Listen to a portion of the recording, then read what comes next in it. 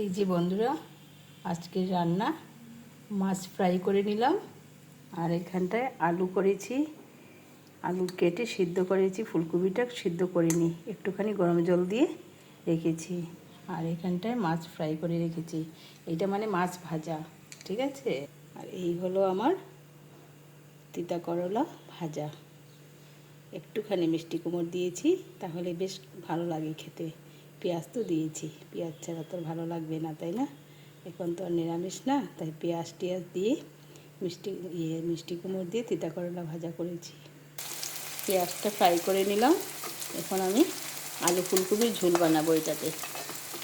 এই যে ফুলকপি আলু সব কিছু ঢেলে দিলাম, এখন মশলা দিয়ে দেবো। এগুলো তো রোজের রান্না, কী দেখাবো বলো? রোজ দিনই তো রান্না করতে হয়, তাই না? এখন তো ফুলকপির সময়, তাই যখন যেটা হয় করছি। এই যে বন্ধুরা, সব কিছু আমি দিয়ে দিয়েছি, নুন, হলুদ, জিরা, ধনে, লঙ্কা গুঁড়ো সব দিয়ে দিয়েছি, একটু টমেটো দিয়ে দিয়েছি। সব কিছু দিয়ে নেড়ে চেড়ে ফ্রাই করে নেব। তারপর গরম জল বসিয়ে দিয়েছি, এইটা রান্না করব।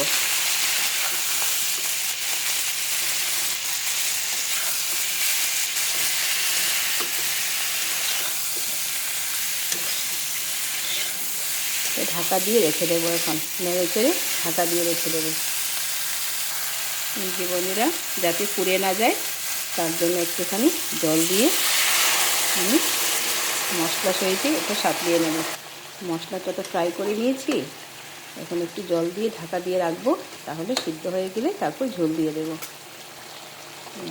ঢাকনা দিয়ে রেখে দিলাম, ঢাকনাটা খুলে দিলাম, হয়ে গেছে। এখন আমি ঝোল দিয়ে দেবো।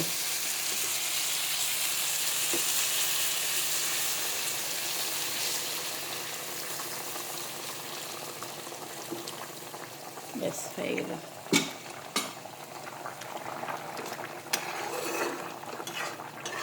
কি পারি, সিম্পল রান্না, কোনো ঝামেলা নেই, চটপট রান্না হয়ে যায়। প্রায় 5 মিনিট জাল হয়ে গেল। আমি এখানটায় মাছগুলো দিয়ে দিলাম।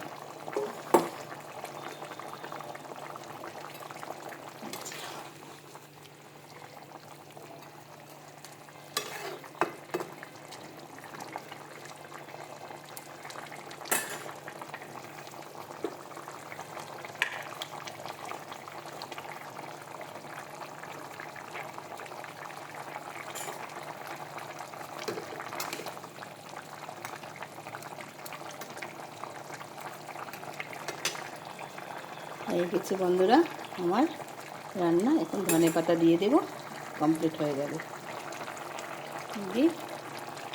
ধনেপাতা দিয়ে দিলাম, ব্যাস কমপ্লিট।